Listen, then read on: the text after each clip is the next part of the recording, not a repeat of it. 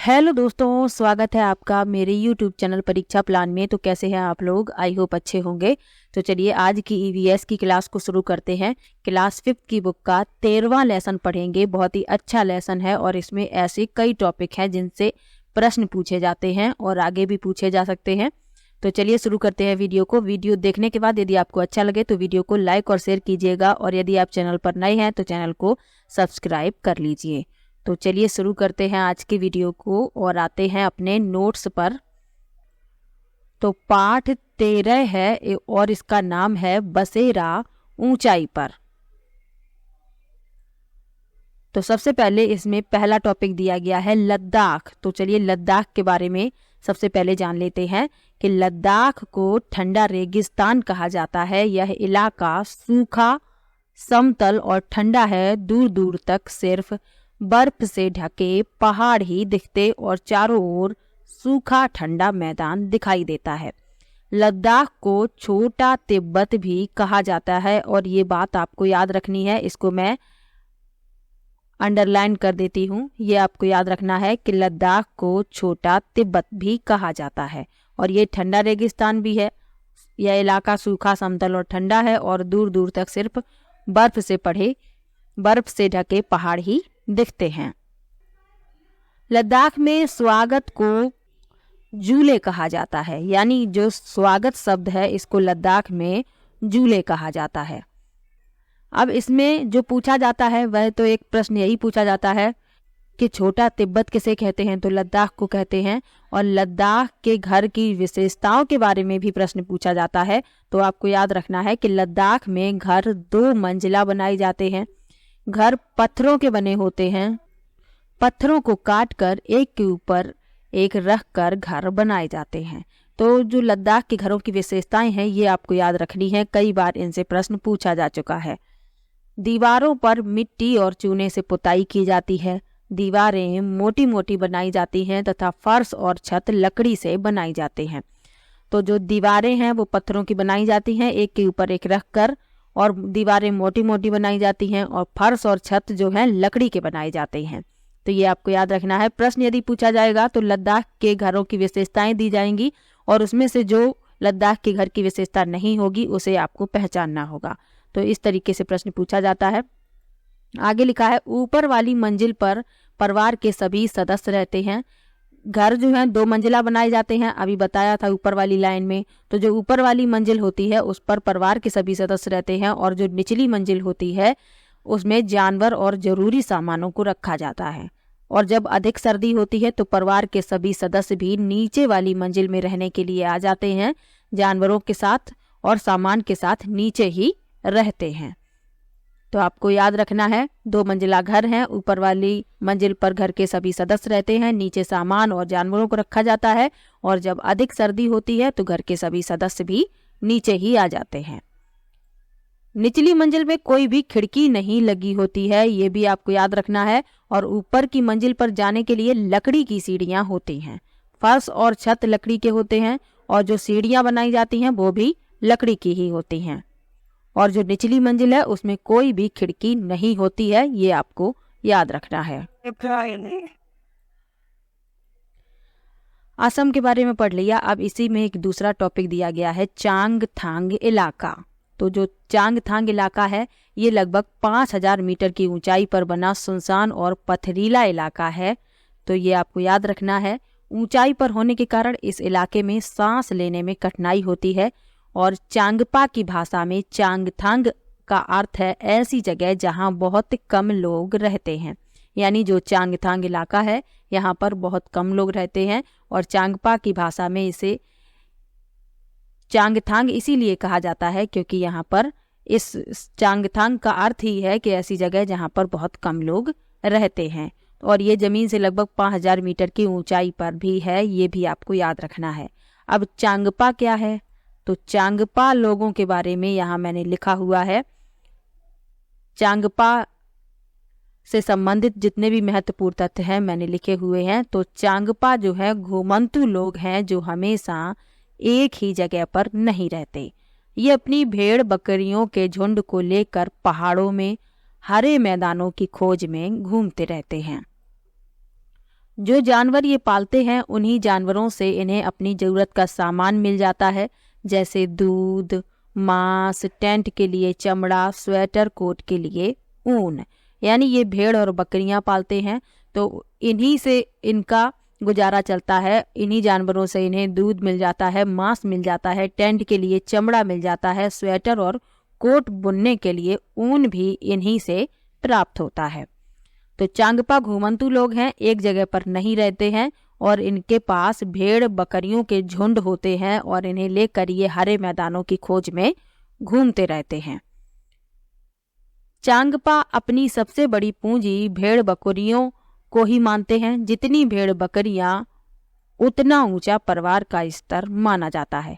यानी कि जिसके पास अधिक भेड़ बकरियां होती हैं उसको उसके परिवार का स्तर ऊंचा माना जाता है। तो भेड़ बकरियों से ही इनके परिवार का स्तर निर्धारित होता है। तो इसीलिए ये लोग भेड़ बकरियों को अपनी पूंजी मानते हैं।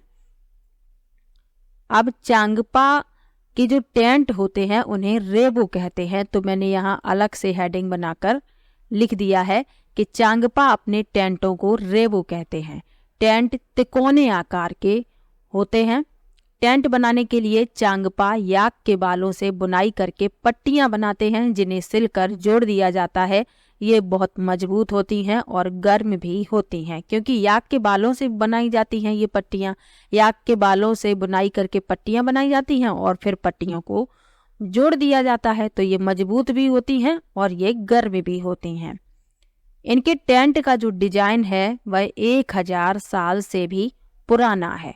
तो यदि प्रश्न पूछा जाए कि रेबो क्या है, तो चांगपा के टेंट रेबो कहलाते हैं। ये आपको याद रखना है। और रेबो के पास ही भेड़ बकरियों को रखने की जगह बनी होती है, जिसे लेखा कहते हैं। अब प्रश्न यदि पूछा जाए कि लेखा क्या है, तो रेबो के पास जो भेड़ बकरियों को रखने की जगह होती है उसे कहते हैं लेखा। यानी लेखा में भेड़ बकरियों को रखा जाता है। अब एक मोस्ट इम्पॉर्टेंट टॉपिक इसमें दिया गया है पश्मीना शॉल। और यदि आपने प्रीवियस ईयर के पेपर देखे हैं तो आपको पता होगा कि पश्मीना शॉल से कई बार प्रश्न पूछा जा चुका है। तो पश्मीना शॉल से संबंधित जितने भी तथ्य हैं मैंने यहाँ पर लिख लिए हैं। तो चलिए पढ़ लेते हैं। तो पश्मीना शॉल जो है, चांगपा खास तरह की बकरियां पालते हैं जिनके बालों से दुनिया की मशहूर पश्मीना ऊन बनती है। जगह जितनी ठंडी और ऊंची होगी, इन बकरियों के बाल उतने ही ज़्यादा नरम होंगे। यानी ये बकरियां जो है ऊंचाई पर, ये चांगपा लोग जो है ऊंचाई पर ही रहते हैं चांगथांग इलाके में। तो ये अपने साथ जो बकरियां पालते हैं उन्हीं बकरियों के बालों से पश्मीना ऊन बनती है। और जितनी ऊंचाई पर ये रहते हैं, यानी कि बकरियां जितनी ऊंचाई पर रहेंगी, इनके बाल उतने ही ज़्यादा नरम होंगे। इस बकरी के 6 बाल मिलाकर हमारे सिर के 1 बाल की मोटाई के बराबर होंगे।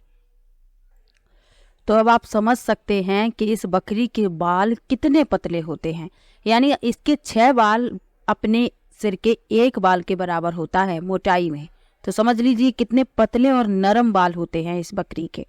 आगे लिखा है, अब पश्मीना शॉल के बारे में जो महत्वपूर्ण तथ्य हैं वो मैंने लिखे हुए हैं। ये सब भी पश्मीना शॉल से ही संबंधित हैं, लेकिन ये पहले जानना जरूरी था कि जो पश्मीना ऊन है वो कहाँ से बनती है और जो बकरी है वह कहाँ पर रहती है। ये सब भी जानना आवश्यक था। अब यहाँ पर लिखा हुआ है मैंने, एक पश्मीना शॉल में 6 स्वेटरों के बराबर गर्मी होती है और ये शॉल बहुत पतले होते हैं। अब आप समझ सकते हैं, एक पश्मीना शॉल 6 स्वेटर के बराबर गर्मी प्रदान करता है और ये शॉल जो है देखने में बहुत पतली होती है। अब आप समझ लीजिए कितनी गर्माहट होती है इसमें। इन शॉल की बुनाई हाथों से करने के लिए खास बुनकर होते हैं। यानी ये शॉल जो हैं हाथों से इनकी बुनाई की जाती है और ये खास बुनकरों द्वारा ये कार्य किया जाता है। एक बुनकर 250 घंटे बुनाई करे तब एक साधारण पश्मीना शॉल तैयार होती है।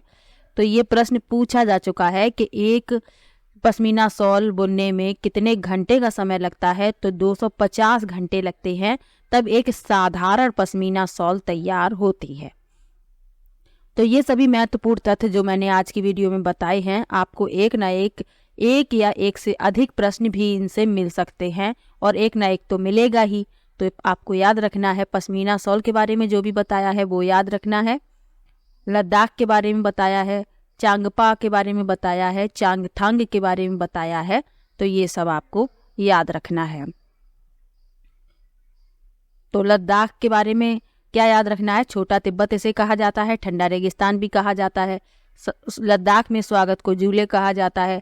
लद्दाख के घर की जो विशेषताएं हैं वो आपको स्पेशली याद रखनी है क्योंकि प्रश्न पूछे जाते हैं इससे। लद्दाख में घर 2 मंजिला होते हैं। ऊपर वाली मंजिल पर परिवार के सभी सदस्य रहते हैं, नीचे वाली मंजिल पर जानवरों को और जरूरी सामान को रखा जाता है, और जब अधिक सर्दी पड़ती है तो परिवार के सदस्य भी नीचे ही रहने के लिए आ जाते हैं। और निचली मंजिल में कोई खिड़की नहीं होती, ये भी आपको याद रखना है। और ऊपर की मंजिल पर जाने के लिए जो सीढ़ियाँ होती हैं वो लकड़ी की होती हैं और फर्श और छत भी लकड़ी की ही होती हैं। चांगथांग इलाका के बारे में आपको बता दिया है। लगभग 5000 मीटर की ऊंचाई पर बना सुनसान और पथरीला इलाका है और ऊंचाई पर होने के कारण इस इलाके में सांस लेने में कठिनाई होती है। चांगपा की भाषा में चांगथांग का अर्थ है ऐसी जगह जहाँ बहुत कम लोग रहते हैं। चांगपा के बारे में बता दिया, ये लोग ऐसी जगहों पर ही रहते हैं ऊंचाई पर जहाँ सर्दी बहुत पड़ती है, तो चांगपा ऐसी जगहों पर ही रहते हैं। और ये अपने साथ भेड़ बकरियों के झुंड को लेकर पहाड़ों में हरे मैदानों की खोज में घूमते रहते हैं। और चांगपा जो है घुमंतु लोग हैं, ये आपको याद रखना है। और जो जानवर ये पालते हैं उन्हीं से इन्हें अपनी ज़रूरत का सामान मिल जाता है, जैसे दूध, मांस, टेंट के लिए चमड़ा, स्वेटर और कोट के लिए ऊन। और चांगपा अपनी सबसे बड़ी पूंजी भेड़ बकरियों को ही मानते हैं। जितनी भेड़ बकरियां उतना ऊंचा परिवार का स्तर। अब चांगपा जो टेंट लगाते हैं उनको रेबो कहा जाता है। ये तिकोने आकार के होते हैं और जो टेंट हैं याक के बालों से बुनाई करके पट्टियां बनाते हैं और इन पट्टियों को आपस में जोड़ दिया जाता है और इन्हीं से टेंट बनाया जाता है। टेंट का इनका जो डिजाइन है लगभग 1000 साल से भी पुराना है। और रेबो के पास ही भेड़ बकरियों को रखने की जगह बनी होती है जिसे लेखा कहा जाता है। और पश्मीना शॉल के बारे में तो आपको बता ही दिया अभी। चांगपा खास तरह की बकरियां पालते हैं जिनके बालों से दुनिया की मशहूर पश्मीना ऊन बनती है। और जगह जितनी ठंडी और ऊंची होगी इन बकरियों के बाल भी उतने ही ज़्यादा नरम होंगे। इस बकरी के 6 बाल मिलाकर हमारे सिर के 1 बाल की मोटाई के बराबर होंगे। और एक पश्मीना शॉल 600 स्वेटरों के बराबर गर्मी होती है एक पश्मीना शॉल में। और ये शॉल जो है बहुत पतले होते हैं और इन शॉल की बुनाई हाथों से करने के लिए खास बुनकर होते हैं। और एक बुनकर 250 घंटे बुनाई करे तब एक साधारण पश्मीना शॉल तैयार होती है। तो अभी ये लेसन ख़त्म नहीं हुआ है, यहाँ पर घरों की विशेषताओं के बारे में और पढ़ना है। तो आज की वीडियो में मैं इतना ही पढ़ाऊंगी, ज़्यादा टॉपिक हो जाएंगे, मिक्स ना हो जाए, इसलिए मैं घरों की विशेषताएं नेक्स्ट वीडियो में बताऊंगी। अब इसमें लद्दाख के घरों की विशेषताएं बताई गई थी और प्रश्न जो है लद्दाख के घरों से, असम के घरों से, मनाली के घरों से, राजस्थान के घरों से और श्रीनगर के घरों से बनते हैं। तो इसमें श्रीनगर के घरों की विशेषताएं और बताई गई हैं, लेकिन राजस्थान, असम, मनाली और कश्मीर, दिल्ली, इन सब के घरों की विशेषताएं भी आपको जानना आवश्यक है। तो इसीलिए घरों की विशेषताओं को मैं नेक्स्ट वीडियो में बताऊंगी ताकि आपको जो भी प्रश्न घरों से संबंधित मिले प्रश्न पत्र में तो आपका गलत नहीं होना चाहिए, चाहे वह असम से पूछा जाए, चाहे वह राजस्थान से पूछा जाए, चाहे वह मनाली से पूछा जाए, चाहे श्रीनगर से पूछा जाए, चाहे दिल्ली से पूछा जाए। तो अभी ये लेसन समाप्त नहीं हुआ है, इसकी नेक्स्ट वीडियो आपको कल मिलेगी जिसमें घरों की विशेषताओं के बारे में पढ़ेंगे। तो आज की वीडियो में चांगपा, लद्दाख, चांगथांग और पश्मीना शॉल के बारे में पढ़ा है और ये टॉपिक मोस्ट इम्पॉर्टेंट है जिनसे प्रश्न पूछे जा चुके हैं और आगे भी पूछे जाएंगे, तो ध्यान से इसे समझ लीजिए। और जल्द ही आपका EVS कंप्लीट हो जाएगा। EVS पेडागोजी की वीडियो भी देखते रहिए। PYQ की वीडियो यदि नहीं देखी है, यानी प्रीवियस ईयर क्वेश्चन, यानी प्रीवियस ईयर पेपर मैंने सभी में EVS के जो भी क्वेश्चन थे उनको मैंने सॉल्व करवा दिया है। तो यदि आपने वीडियो नहीं देखी है तो आप देख सकते हैं, प्लेलिस्ट बनी हुई है और आपको देखना भी चाहिए क्योंकि आपको पता चलेगा कि पेपर किस तरह से पूछा जाता है। जो 21 जनवरी का पेपर है वो वाली वीडियो आप अवश्य देख कर जाइए। आपको पता चल जाएगा कि पेपर जो है किस तरीके से अभी जो है पूछा जा रहा है। इसी वर्ष का ये पेपर है, तो आपको ये वाली वीडियो अवश्य देखनी चाहिए। और जो लोग पहली बार पेपर देने जा रहे हैं वो प्रीवियस ईयर के पेपर को ज़रूर देख कर जाएँ, पेपर का तरीका देख कर जाएँ, पेपर के प्रश्नों का तरीका देख कर जाएँ, पूछने का तरीका देख कर जाएँ कि किस तरीके से प्रश्न पूछे जाते हैं। जो पहली बार दे रहे हैं उन्हें प्रीवियस ईयर के सभी प्रश्नों को पढ़ना बहुत आवश्यक है। और जो दे चुके हैं 1-2 नंबर से रह जाते हैं वो अपने उन टॉपिक पर फोकस करें जिनसे प्रश्न बनते हैं, और आपका प्रश्न जिनसे गलत हो चुका हो तो उन टॉपिक पर फोकस कीजिए और उन्हें अच्छे से पढ़कर जाइए। तो चलिए मिलते हैं नेक्स्ट वीडियो में इसी लेसन के जो और टॉपिक हैं उनके साथ, और उस वीडियो में जो भी विशेषताएं हैं घरों की उनसे भी प्रश्न पूछे जाते हैं, तो उस कल की वीडियो में मिलेंगे घरों की विशेषताओं के साथ। और जितने भी टॉपिक अभी तक मैंने पढ़ाए हैं, आपको किसी भी टॉपिक में डाउट हो तो कमेंट बॉक्स में ज़रूर लिखिएगा।